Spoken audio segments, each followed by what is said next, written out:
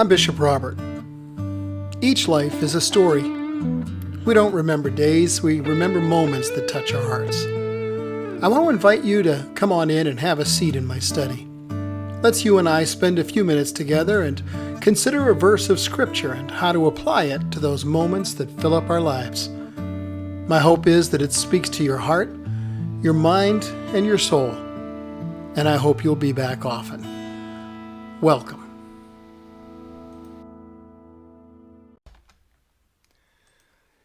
Well, this day on our journey to Resurrection Sunday, for me personally, is the most moving and instructive.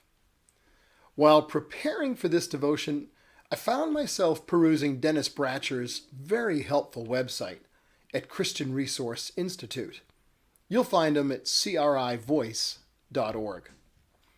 As I was reading his article on Maundy Thursday, I realized it said everything I wanted to say. Moreover, I think he does a better job at it than me. So today's devotional will be excerpted and adapted from The Days of Holy Week by Dennis Bratcher, with a few of my own thoughts added in as well. During the days leading up to Holy Week, Jesus and his disciples had steadily journeyed from Galilee toward Jerusalem. On the sunlit hillsides of Galilee, Jesus was popular. The crowds were friendly, and the future seemed bright. Even his entry into Jerusalem had been marked by a joyous welcome. But in Jerusalem, there was a growing darkness as the crowds began to draw back from this man who spoke of commitment and servanthood. There was an ominous tone in the murmuring of the Sadducees and the Pharisees.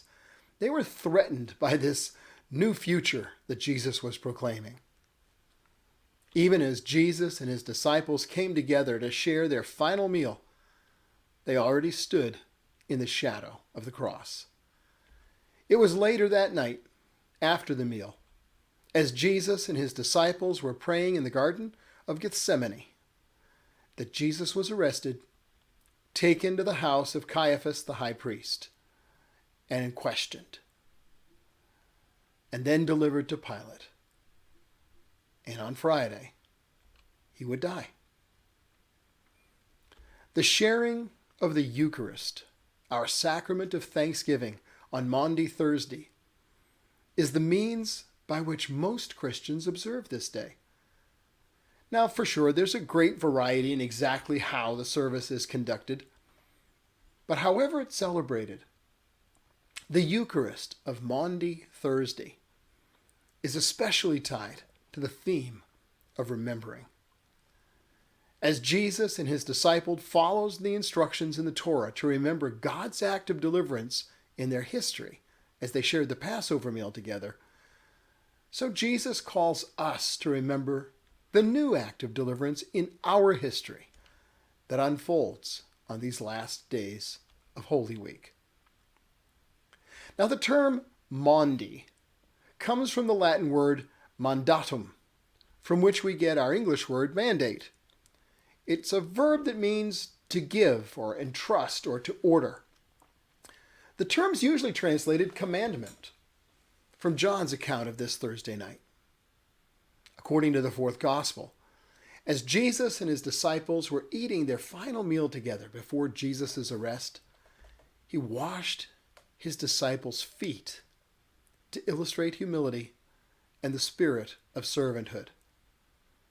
And after they'd finished the meal, as they walked into the night toward Gethsemane, Jesus taught his disciples the new commandment that serves as our scripture verse for today.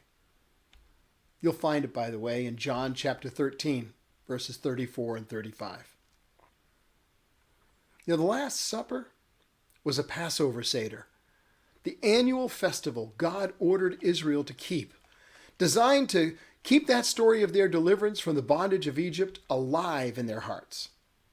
As the Jews celebrate the Seder, they're instructed to observe Passover as though they were there that night themselves.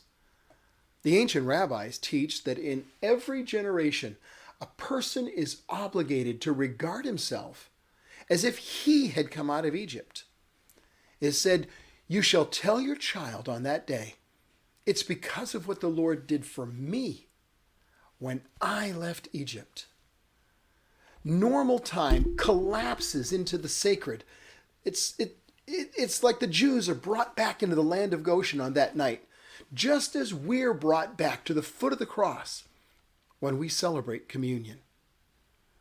At the Eucharist, Christ's real presence collapses normal time into sacred time. And we're brought back to the events of the upper room in a spiritually dynamic way as we remember the sacrifice. At that holy table, Jesus shares a call, a commandment to new love. He says, "A new commandment I give you, that you love one another, even as I have loved you. By this, everyone will know that you are my disciples, if you have love for one another." As John Piper has observed, first, the command is new because it's a command to live out the love of Jesus. Second, the command is new because it's a command to live on the love of Jesus. The words, "as I have loved you," contain a pattern of how we're supposed to love one another. But they also contain the power for our love for each other. The command from God for us to love one another had never before been tied to the incredible example Christ himself was about to deliver. He was saying, "Do you want to see how to love well? Watch this."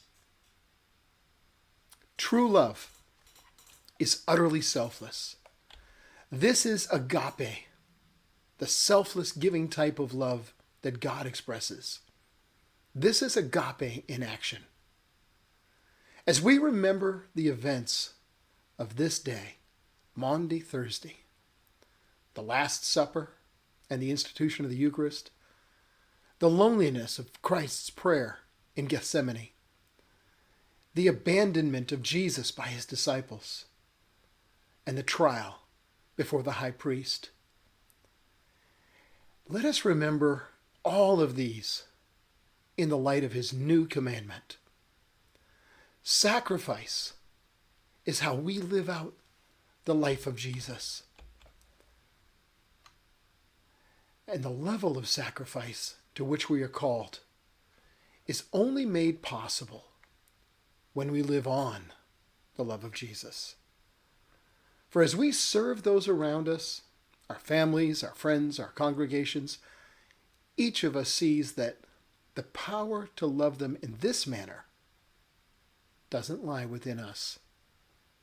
It only lies within him.